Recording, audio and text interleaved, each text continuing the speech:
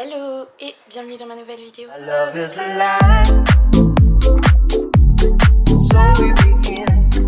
à toutes et à tous et bienvenue dans cette nouvelle vidéo. C'est Nina Scam. Aujourd'hui je vous fais une vidéo un petit peu différente de d'habitude, face cam, pour qu'on discute un petit peu. Mais lundi 4 mars, je suis de retour en France chez ma famille. Je voulais faire un petit récap de tout ce qui s'était passé et de tout ce que je vais faire après. C'est pour ça que je fais cette vidéo aujourd'hui sur YouTube. She could be my little freckle-faced fidgeter, me but miniature, sleeping on the sofa till she tackles and I tickle her the whisperer. I could be your listener, telling me your stories while I'm showing her a signature, the scribbler. Saying that she's finished, but I tell her eat a spinach and she'll see the sky's the limit. Trust, cause when we're with it I can feel it, ain't no limit. Just be free, me and my sister, I can see the skies are limitless. I feel her brush her hand across my cheek till I speak. I yawn and say good morning, keep her sweet, squeeze her deep till she giggles, starts to wriggle in the sheet. Then she disappears and sweeps me off my feet. I need to eat. I'm reminded of the handshakes. Remember that I promised her some pancakes. So I stagger to the stove and start to stand brave. See, I'm a mate. She could be my little freckle-faced fidgeter, me but miniature, sleeping on the sofa till she tackles and I tickle her the whisperer. I could be your listener, telling me your stories while I'm showing her a signature, the scribbler. Saying that she's finished, but I tell her eat a spinach and she'll see the sky's the limit. Trust, cause when we're with it I can feel it, ain't no limit. Just be free. Donc me revoilà ici en France après tous ces beaux voyages. Ça n'a pas été facile, c'est toujours pas très facile. J'ai pris beaucoup de temps avant de prendre ma décision. C'est sûr que quand on sort de sa zone de confort comme ça peut que être difficile. Mais moi en plus qui suis une grande stressée, c'est encore pire. Là, je voulais vous faire une petite vidéo aujourd'hui pour expliquer un petit peu ce que j'ai fait à Montréal, mes petits voyages et ce qui va se passer dans 2 semaines maintenant. Parce que je vous parle là, mais dans 2 semaines je pars dans un autre pays. Lequel ? Pour la première partie de cette vidéo, je voulais parler un petit peu de moi et un petit peu aussi de mes 2 années précédentes au Canada. Si vous aviez vu un petit peu ma présentation dans ma vidéo de New York, si je me trompe pas, je suis partie 2 ans faire un PVT à Montréal au Canada. J'ai acheté ma petite caméra pour faire des vidéos sur YouTube. À la base, c'était vraiment pour créer des souvenirs. C'est toujours pour créer des souvenirs. Mais je me suis dit pourquoi pas les partager sur YouTube. C'est un peu les vidéos. J'ai fait, je pense, 6 ou 7 vidéos, un petit peu plus même. J'ai dû en faire 9. Je suis pas sûre du chiffre. J'ai dû faire 9 vidéos à peu près sur YouTube déjà, donc de mes voyages que j'ai fait avant la fin du Canada. Il y a une vidéo à New York, il y a 3 vidéos de mon road trip, il y a 3 vidéos aussi de Hawaï parce que j'ai passé un mois à Hawaï toute seule. Et donc elles sont toutes sur mon YouTube, donc vous pouvez aller voir et me dire ce que vous en pensez. N'hésitez pas à laisser des commentaires. N'hésitez pas à liker mes vidéos, surtout à vous abonner à ma chaîne parce que ça m'apporte beaucoup de soutien. Donc comme je le disais, c'est des petites vidéos pour créer des souvenirs et aussi pour aider peut-être certaines personnes parce que là je vais être dans des nouvelles démarches. Donc j'ai fait des démarches pour un PVT au Canada, donc ça je peux vous en parler. Et maintenant j'ai décidé de partir en Australie. Donc je suis en plein dans les démarches, tout est bouclé parce que je pars dans 2 semaines, oui, dans 2 semaines. Je pars le 21 mars, donc je vous expliquerai juste après. Dans un premier temps, je voulais vous parler un petit peu du Canada. Donc moi je suis coiffeuse depuis mes 15 ans, j'ai commencé la coiffure à 15 ans près de chez moi. Je suis restée 7 ans dans un salon de coiffure, j'ai fait un CAP coiffure, un BP et j'ai fait un BTS après à Lyon. Et ensuite j'ai passé un an comme ça et je voulais vraiment partir à l'étranger, donc ça a été le Canada. Le Canada, pourquoi? C'était pas mon choix premier, mais je suis partie avec mon ex-copain et moi là-bas c'était plus les États-Unis qui m'attiraient, sauf que pour aller aux États-Unis c'est quasiment impossible. Il n'y a pas de PVT pour aller là-bas, le PVT c'est un permis vacances-travail, c'est-à-dire qu'on peut voyager et travailler. Pour aller aux États-Unis c'est beaucoup plus compliqué que ça. Tu peux y aller en étant fille au pair, il y a des green cards aussi au tirage au sort, enfin il y a d'autres façons mais c'est vraiment compliqué. Pour moi en tout cas. Après vous avez aussi la VIE, quand on a l'équivalence d'une licence ou un master on peut partir aux États-Unis. Mais moi je pouvais pas, donc voilà, j'ai choisi le Canada pour me rapprocher des États-Unis. Aussi parce que je me disais comme premier voyage ça peut être cool parce qu'on parle français, la mentalité avait l'air bien, voilà. C'était le Canada, j'ai pris cette décision au mois de juin et au mois de décembre je suis partie, donc décembre 2021. Pour les démarches du PVT, moi j'ai eu beaucoup de chance parce que c'était la période du Covid Et en fait, normalement, le PVT, vous avez un tirage au sort. Donc le PVT, vous pouvez le faire au Canada, vous avez le Brésil, le Mexique, l'Australie, bien sûr, le plus connu. Je crois qu'il y a l'Argentine, la Colombie, le Pérou. Et il y a plein de pays. Vous pouvez aller sur le site de PVTiste, il y a absolument toutes les informations. Moi j'ai tout regardé là-dessus depuis le début. Je me suis aussi beaucoup mise sur des groupes Facebook parce que ça aide vraiment pour vos questions. Mais en tout cas sur le site PVTiste vous avez des guides de genre 300 pages ou même des articles par destination et ça vous explique tout ce qu'il faut faire exactement. C'est vraiment bien fait. Moi j'ai choisi le Canada pour commencer et avant de partir j'avais donc trouvé mon travail et trouvé un logement dans la coiffure et j'avais trouvé un logement à distance. Le PVT ça a été facile pour moi parce que vu qu'il y avait le Covid on n'a pas eu de tirage au sort. Normalement le PVT ça fonctionne avec un tirage au sort, c'est-à-dire que pour le Canada en tout cas, l'Australie c'est différent mais pour le Canada vous vous inscrivez dans ce qu'ils appellent une ronde, donc tout le monde s'inscrit et il y a des tirages au sort, ils choisissent les personnes et en fonction de si vous êtes tiré au sort ou pas vous commencez les démarches et après vous pouvez partir. Mais si vous n'êtes pas tiré au sort ça peut prendre des années, il y en a qui peuvent attendre jusqu'à 7 ans même voire plus pour partir. Donc quand on part en couple c'est un petit peu compliqué. J'avais de la chance parce que grâce au Covid, bizarrement, il fallait donc un moyen impératif pour quitter le territoire et quand on avait un travail ça fonctionnait, donc en fait on n'avait pas de tirage au sort. On s'est inscrit, on a trouvé le travail et après ça on a fait nos papiers et on est parti. 9 décembre 2021. Donc voilà pour ce qui est des démarches. Les démarches, vous pouvez tout retrouver sur PVTist comme je vous disais avant. Ça sera beaucoup plus simple parce que je ne vais pas vous dire de fausses informations. Le visa le plus facile parce qu'il vous permet à la fois de voyager, à la fois de travailler comme vous voulez. Donc finalement vous avez une grosse liberté. Donc c'est je trouve ce qu'il y a de mieux pour commencer à quitter son pays on va dire. Enfin pour commencer les voyages. Ensuite je voulais vous parler un petit peu de mon ressenti par rapport au Canada. Donc je suis arrivée à Montréal comme je vous disais le 9 décembre 2021 et j'ai commencé directement mon travail en coiffure. J'ai passé 2 ans dans le même salon, un salon qui était dans un quartier qui s'appelle Verdun à Montréal. C'était vraiment une super belle expérience, je ne pouvais pas rêver mieux au niveau ambiance de travail, la clientèle, les gens, la mentalité, l'ouverture d'esprit, la sécurité. C'est vraiment difficile encore à expliquer. Enfin, c'est difficile d'expliquer aux gens parce que quand on ne le vit pas, c'est pas... c'est facile à dire, mais c'est difficile de comprendre, on va dire. Vraiment, les Québécois sont hyper ouverts d'esprit. Il n'y a jamais de jugement. Vous faites ce que vous voulez, vous êtes qui vous voulez. J'ai vraiment aimé ça, surtout dans mon travail, parce que la coiffure, c'est quand même un travail un peu de jugement, malgré tout. Et surtout en France. Donc il y a beaucoup l'image, voilà, faut toujours faire toujours attention à ce qu'on dit, attention à ce qu'on est, etc. Et au Canada, j'ai pu vraiment, je dirais, trouver ma place parce qu'en France, j'avais un peu du mal et au Canada, j'étais vraiment très très bien. J'ai vraiment pu m'assumer un peu plus, on va dire, m'assumer dans mon style, dans ma façon de parler et ne pas mettre des barrières sur ce que j'ai envie de dire, etc. Donc j'ai vraiment adoré, je le conseille énormément. J'ai déménagé 3 fois, j'ai eu un premier appartement donc avec mon ex-copain, après on s'est installé avec mon meilleur ami et son copain. On était en plein centre-ville et après j'ai déménagé toute seule dans une colocation. L'hiver, on va parler un petit peu de l'hiver, bien sûr, l'hiver c'est le seul point négatif je dirais de Montréal. L'hiver est très long et il fait très froid. Mais franchement, quand je vois l'hiver en France tout gris depuis 3 mois, j'ai envie de mourir. Je préfère presque l'hiver à Montréal. Ça choque toujours les gens de se dire oh, il fait moins 30 degrés, nanana. Mais en fait, vu que c'est un froid assez sec, c'est pas tout à fait pareil qu'en France où c'est plutôt humide. On s'y fait, une fois qu'on est habillé, on s'y fait. C'est juste que mentalement, c'est assez long, donc on peut vite être un petit peu déprimé au mois de février-mars. Là, ça commence à être long. Mais bon, c'est le seul point négatif et aussi le fait d'être loin de sa famille, bien sûr, parce qu'il y a quand même 8 heures de vol. Moi, je trouve que ça fait quand même beaucoup. Je dirais que le Canada, je trouve que les gens y vont beaucoup pour s'installer plus que l'Australie. On va plus y aller pour voyager et visiter et plus un peu kiffer, entre guillemets, je trouve. Donc c'est pour ça aussi j'ai fait ma première expérience. Là, je sais de quoi j'ai envie maintenant et je me suis dirigée vers l'Australie. Je vous en parle un peu après. Voilà pour résumer mes 2 petites années au Canada. Ça s'est vraiment très très bien passé. Au début on s'était dit bon bah je reste juste pour 2 ans, on verra après. Et finalement rapidement je me suis posé la question de pourquoi pas rester plus. Et c'est vrai que je pense que c'était un petit peu tôt pour moi.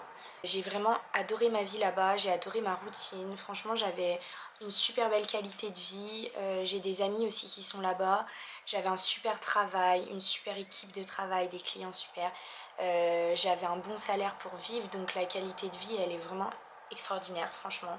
Niveau sécurité, comme je disais, c'est fou aussi. Je ne me sens jamais en insécurité quelque part, donc ça, c'est vraiment un plaisir. C'est juste que je pense que c'était un petit peu trop tôt pour moi de décider de m'installer quelque part parce que j'ai vraiment envie de voyager. Je me suis dit autant voyager maintenant parce qu'après tu commences des démarches et ça t'oblige à rester un petit peu. Après le PVT, je pouvais faire une demande de résidence permanente, mais là ça veut dire voilà, je m'engage un certain temps à rester et j'étais pas prête à ça. Donc j'ai décidé de voyager à fond avant de rentrer en France. Rentrer en France, me poser, réfléchir à ce que je veux faire et partir en Australie.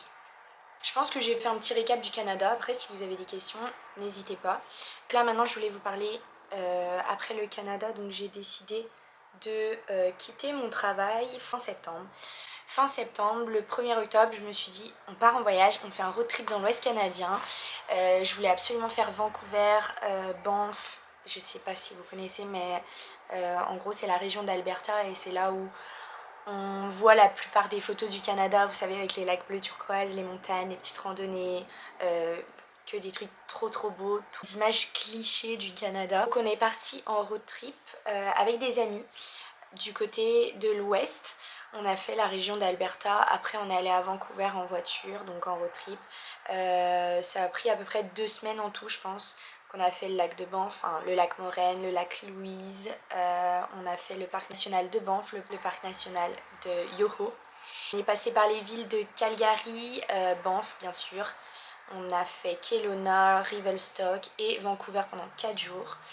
Vancouver, on a eu 4 jours de pluie, donc ça a été un peu dommage, mais bon, après on partait à Hawaï, donc ça allait.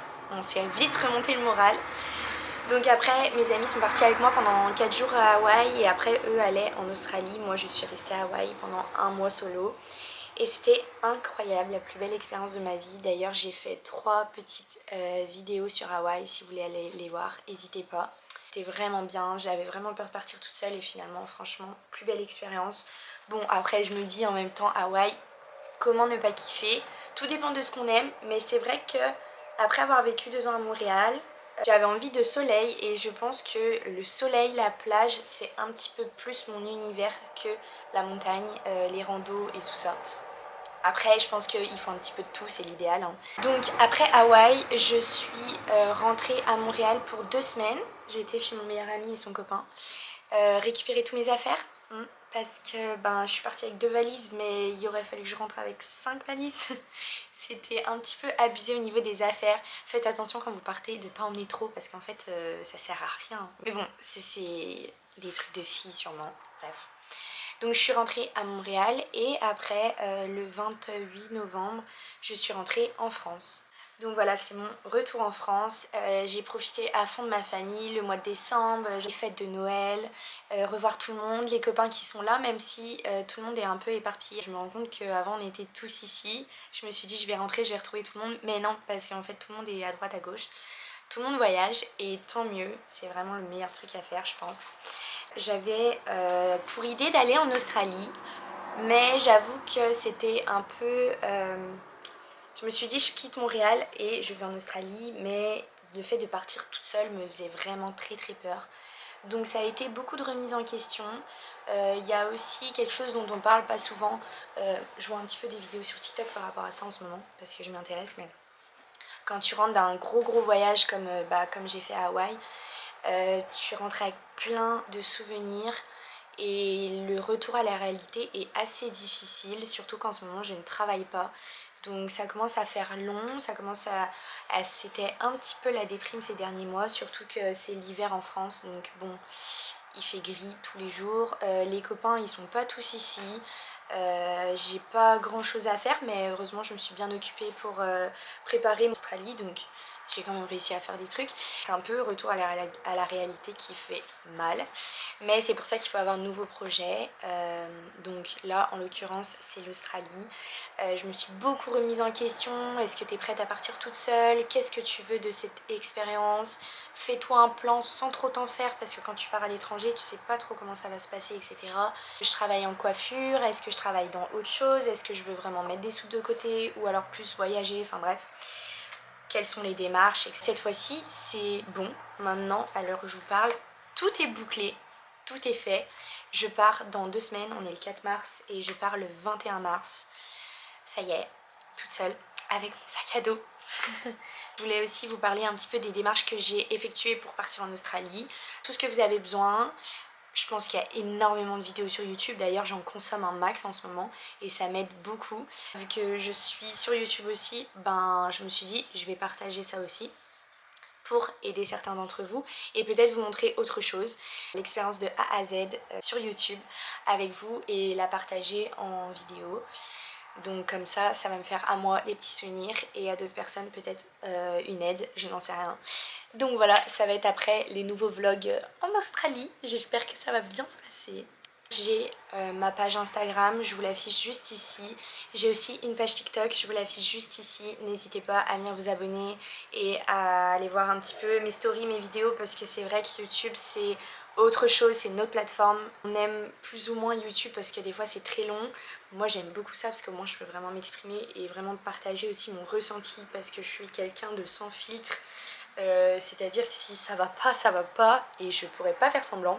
Donc aussi montrer un peu l'envers du décor parce que vous montrez un petit TikTok à Sydney où tout est beau, tout est rose mais que derrière la caméra je suis en train de pleurer, bah je trouve pas ça, c'est cool de temps en temps mais j'ai vraiment envie de faire des vidéos où je vous parle de tout. Les démarches aussi, c'est quand même, faut quand même savoir dans quoi on se lance. Et puis savoir aussi que quand on est à l'étranger c'est pas tout beau tout rose comme ça peut paraître. Je pense que les sentiments sont démultipliés. Tu peux être heureuse, c'est x10, mais quand t'es triste, c'est x10 aussi. Quand la famille te manque, c'est x10. Donc c'est important d'en parler. Faire un petit récap. Donc j'ai décidé de partir en Australie, c'était dans ma tête depuis un petit moment. Mais là maintenant tout est clair, donc je peux vraiment vous faire une petite checklist de tout ce qu'il faut faire.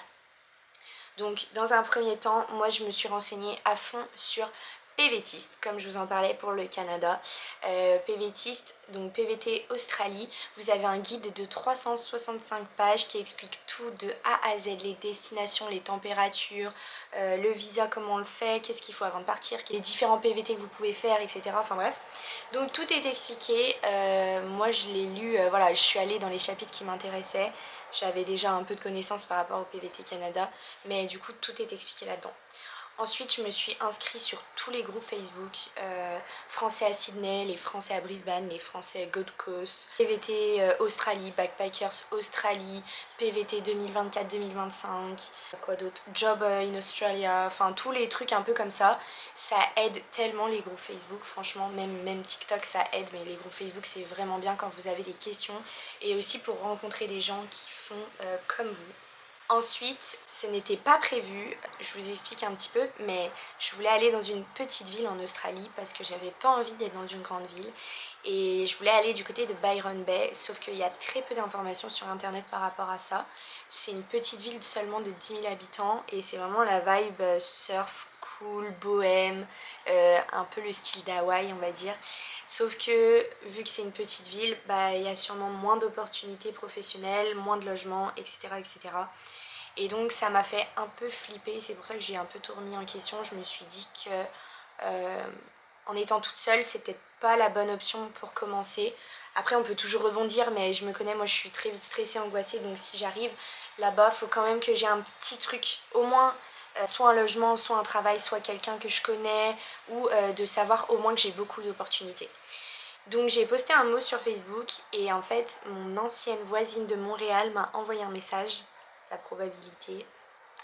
Et en fait elle me disait qu'elle était à Sydney et qu'elle avait de la place dans son appartement. C'est une maison partagée en gros à plusieurs.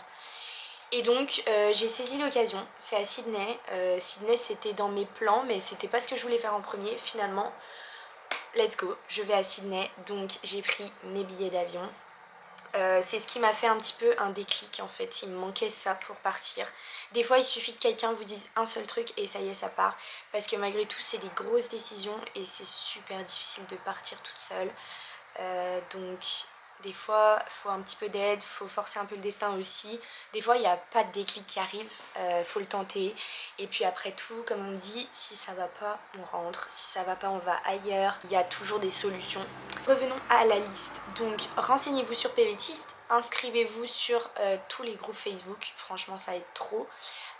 Ensuite de ça, choisissez votre ville d'arrivée. Pour ma part, ce sera Sydney. Prenez vos billets d'avion en avance. Moi, je les ai pris que un mois d'avance. Je pars avec Air France et je l'ai payé 874 €.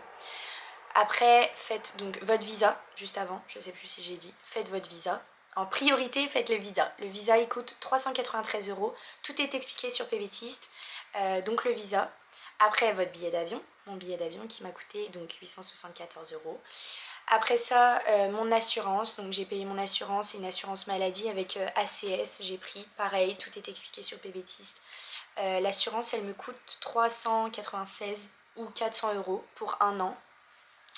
Donc ça c'est hyper important si vous avez quoi que ce soit, de toute façon c'est obligatoire. Chose qui est obligatoire aussi avant de partir, c'est d'avoir minimum 5000 dollars d'économie sur votre compte en banque. Ils peuvent vous demander une preuve de fonds à l'aéroport. Donc ça c'est toutes les choses importantes. Donc en premier, renseignez-vous à fond. Les groupes Facebook, faites votre visa, c'est la priorité. Une fois que vous avez votre visa, que vous avez en moyenne au bout de 24 heures, c'est très très rapide pour l'Australie, ça n'a rien à voir avec les autres pays. Après, vous pouvez souscrire à votre assurance pour un an et après prendre votre billet d'avion, choisir votre ville de destination et après c'est parti. Hein. C'est parti, moi c'est dans 2 semaines, je n'en reviens pas. Ça y est, je suis allée mettre un pull parce que j'avais froid. Bref, voilà pour les démarches en fait pour aller en Australie. Vous avez quand même pas mal de renseignements sur les grandes villes, donc Perth, Cairns, Brisbane, Melbourne, Sydney, je sais pas si j'en oublie. Il y a beaucoup de renseignements là-dessus, je pense que les PVTistes commencent vraiment souvent par des grandes villes. J'avoue que ça peut être un petit peu plus facile. Et en même temps, moi j'ai entendu qu'il y avait beaucoup de monde dans les grandes villes. Donc bon, bah c'est toujours un petit peu contradictoire. Mais de toute façon, il faut le tenter. Et c'est vrai que si je sens que Sydney c'est trop bouché, bah je partirai ailleurs tout simplement. Je pense que je n'oublie rien. J'ai fait toute la petite checklist avant de partir. Pour ma part, ça a été ça. J'ai demandé mon visa en premier, j'ai demandé mon assurance, j'ai payé mon billet d'avion. Je me suis acheté un sac à dos aussi parce que j'avais pas envie d'avoir des valises. J'ai peur que ça me bloque un petit peu pour quand je veux voyager, etc. Donc je me suis acheté un sac à dos sur Amazon, un gros sac à dos de 70 litres, plus un petit sac à dos de 10 ou 30 litres, je sais plus. Vous pouvez en retrouver aussi sur Decathlon. Moi j'ai juste voulu prendre le moins cher, donc j'ai pris sur Amazon. Pour ce qui est des achats et de tout ce qu'il y a à faire avant de partir, il me semble que c'est tout. Si j'oublie quoi que ce soit, je vous mettrai un petit mot ici. Donc voilà, après une fois sur place, donc moi j'arrive le 21, je pars le 21 mars, mais j'arrive le 23 mars parce qu'il y a beaucoup d'heures d'avion, hein, comme vous le savez. J'ai prévu de trouver du travail sur place, donc je vais postuler dans des salons de coiffure. J'ai déjà peut-être une petite piste pour un salon de coiffure, j'espère. Sinon ça va être dans des cafés, j'ai très envie de travailler dans des cafés aussi. J'adore les cafés. Passion. Passion café, passion coiffure, voilà. Sinon dans des petits restaurants. En vrai l'idéal ce serait que je fasse un peu des deux parce que je veux pas faire trop que de la coiffure. J'ai envie d'être dans un truc aussi un peu plus chill, un peu plus cool, où je rencontre des gens. Bon je rencontre des gens aussi dans mon métier mais un truc avec des horaires un petit peu plus, peut-être un peu plus tôt le matin qui me laisse peut-être mes après-midi ou que je finisse pas trop tard en tout cas. Et puis peut-être plus pratiquer mon anglais, je sais pas. Donc ça restera à voir en fonction de ce que je trouve. Mon projet pour l'Australie, c'est sûr qu'il va être différent du Canada. Le Canada, je suis vraiment restée 2 ans au même endroit, 2 ans dans le même travail. J'ai fait quelques week-ends de voyage, mais j'ai vraiment voyagé à la fin de mon visa pendant 2 mois. Mais j'ai pas vraiment bougé comme en Australie on aurait tendance à faire. Et j'ai plus envie de ça cette fois-ci. Donc le but ce serait de faire quand même un peu peut-être pas le tour de l'Australie mais au moins tout le côté est. Donc Brisbane, la Gold Coast, White Sunday Beach, enfin bref, tout le Queensland et aussi Sydney, Melbourne. J'aimerais bien faire aussi les Philippines, la Thaïlande, l'Indonésie, Bali, tout ça. Donc voilà, on verra comment ça se passe. Je veux pas me faire trop un projet fixe parce qu'on ne sait jamais comment ça va se passer. Surtout que en Australie, je pense que voilà, tu rencontres des gens, ils te disent on va là, allez, let's go. Comme j'ai vécu un peu à Hawaï, finalement j'allais un peu avec les gens en fonction de qui faisait quoi, de quoi j'avais envie, etc.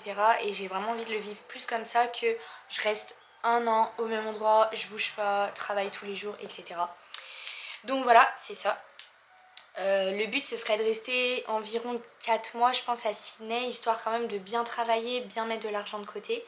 Après pourquoi pas changer de ville, la même chose, mais en attendant voyager un peu les week-ends, etc.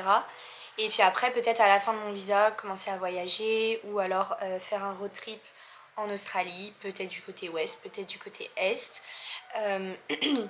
Et après si vraiment l'Australie me plaît, je pourrais faire 3 mois en ferme pour prolonger d'une année mon PVT. Je sais pas du tout si j'ai envie d'y rester 1 an, 2 ans, 6 mois, 9 mois, enfin bref. Mais c'est possible de prolonger son PVT, je crois, de 3 ans en tout, au total. Donc en faisant du travail en ferme. On verra en fonction comment ça se passe. Je pense que j'ai fait le tour du Canada, mon retour en France, l'Australie qui arrive à grands pas. Ma prochaine vidéo ce sera les premiers jours en Australie, donc je vais tout filmer. J'arrive heureusement avec un logement, donc ça c'est cool, c'est une maison partagée, c'est un peu comme une grosse auberge de jeunesse. On n'est pas loin de la plage de Bondi, donc j'ai vraiment hâte de voir. Déjà j'ai ça enlève un poids de fou. Donc ma prochaine vidéo ce sera ça, mes premiers jours en Australie, les feelings, comment ça se passe. Je pense que je vais être pas mal stressée. Il est possible que je sois un petit peu en panique. C'est le challenge aussi, sortir de sa zone de confort, c'est ça qu'on aime aussi. Et puis qui rend fière après. Donc je vous partagerai tout ça, aussi mes premières démarches en Australie. Pour l'instant je vous en parle pas tout de suite parce que je veux pas qu'il y ait trop d'informations et que la vidéo dure trop longtemps. Toutes les premières démarches comme changer son forfait de téléphone, ouvrir un compte en banque, etc. Donc je ferai tout ça ici. Et je filmerai et je montrerai ça pour faire une petite vidéo YouTube. Et voilà, donc j'espère que vous serez contents de suivre mes prochaines aventures en Australie. Je pense que j'ai tout dit. Et je vous fais de gros bisous. Merci à tous ceux qui ont regardé cette vidéo. Et n'hésitez pas, si vous avez des commentaires, à liker, à partager et surtout à vous abonner à ma chaîne. Merci, bye. Code 45 and 2 zigzags. Baby, that's all we need. We can go to the park after dark.